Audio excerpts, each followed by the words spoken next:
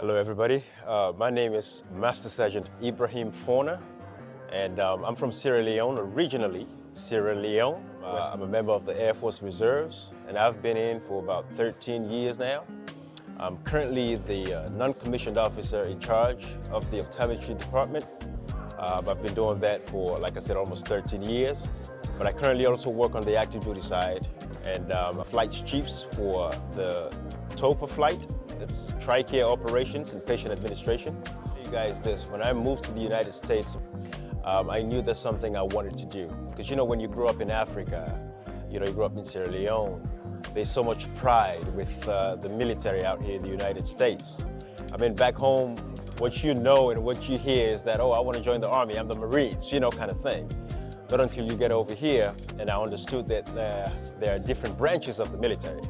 So since I lived in Maryland and I was close to Andrews Air Force Base, about 5 years into me, since I moved into the United States, I decided it was time for me to join the reserves. I didn't want to go active duty because active duty means I would be moving around, and I already owned my own home in Maryland, so I didn't want to move. But the military made an opportunity and gave me that opportunity to where I could serve and still stay in the area. Stay with my kids so they can attend school and all of that. So my motivation was always serve, serve, serve. I always wanted to give back to the United States. I always wanted to wear this uniform very proudly and, represent the government of the United States very well. And so the Air Force gave me that opportunity. And it's been splendid. It's been an awesome experience all through these years. Starting off from a senior airman all the way to a master sergeant. I mean, we're talking about E3 all the way to E7 today. And I have 2 more ranks left to make a chief, and I'm working towards that. When I came, of course, I had some education back home, but I decided to pursue school out here as well. With that, of course, there are tons of opportunities on the civilian side, to where I can be able to translate my military experience, into the civilian world. Because being in the medical field, which I've been doing for the Air Force in optometry, like I said earlier, helping out folks, especially with the flyers, to make sure they have their, glasses so they can fly those planes securely and safely. Make sure they get their gas mask inserts. That is what we've been doing. And I'm the flight chief of all the airmen in charge in that unit.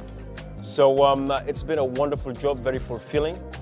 Making sure that, flyers can fly us safe around the world, wherever we go, to deliver what the U.S. Air Force has to offer. So it's been a great experience, guys, and at this point in my life, I've traveled so many places, so many countries, and I'm not sure I would have traveled to those places if not for the Air Force.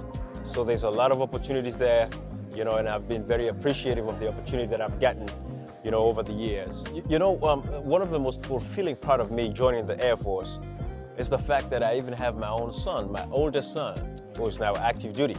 And I remember when I attended what we call ALS, and ALS is where from senior airman, for you to make a staff sergeant, E5, you have to attend that airman learning.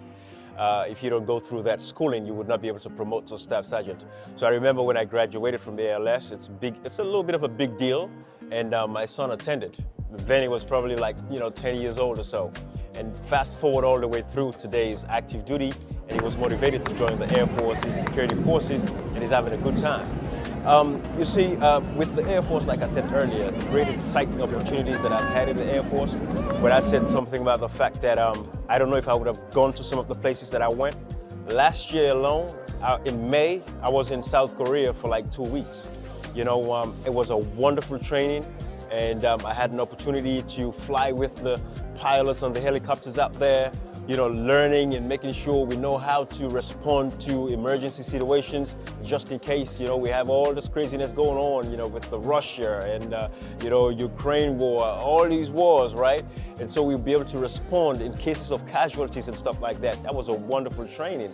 I would not have had that experience, if I was not in the reserves. And also, we're not praying that anything would happen, but just in case something happens, I know how to respond to disasters and stuff like that. So all of those trainings, and going back all the way through, I can remember going on what we call IRTs, individual readiness trainings. So what the government do, especially with the military, in areas where healthcare is lacking, like for example, in 2017, I was in Ozark Mountains. This is where it's in Arkansas. Very remote places where folks lack adequate access to healthcare, optometry, dental, all of that kind of stuff. So the military puts folks together from all these specialties, you know, and we go there, we assist these doctors, you know, we're making sure these people get eyeglasses prescriptions, they get diagnosed for illnesses that they had, you know, and they get treatment, and all of that kind of stuff. It's so fulfilling to be a part of stuff like that. And even when I went to Arkansas, I was given a plaque from the state governor at the time to say that I'm a goodwill ambassador for the state of Arkansas. I can go anywhere in the world and preach that I'm a goodwill ambassador for the state of Arkansas. So it's those kinds of experiences. And along the way, I've been, you know, I've been, like I said, South Korea. I've been to United Kingdom. I've been to, you know, all over the United States. Every year I go you know, we go to one city or one state where we can go and impact the lives of citizens and civilians.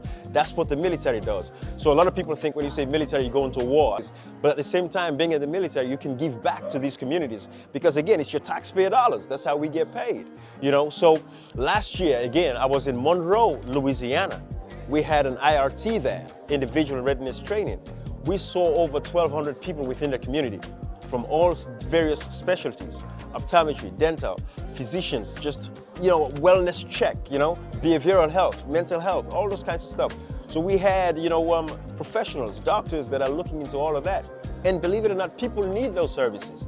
And the military does that. It gave me that opportunity to be able to be a part of that. You know, so it's a lot of opportunities out there, guys. You can do it. You can do it. It's exciting.